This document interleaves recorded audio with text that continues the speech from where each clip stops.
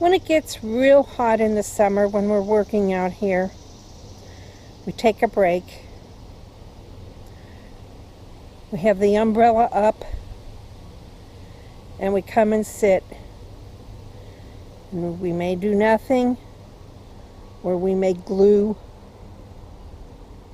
things that are broken. And the glue that we use is called E6000. It's really nice. But when you glue, you have to let the stuff sit for 24 hours before you can use it. So, if it's multiple breaks, like the pig planter that didn't make it, well, it made it home, didn't make it much longer than making it home and being put in the garage. And then we sit here and glue.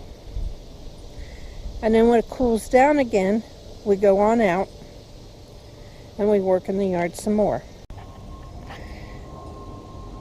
This is the pig that got re-glued, but we didn't have E6000 at the time. But it held up.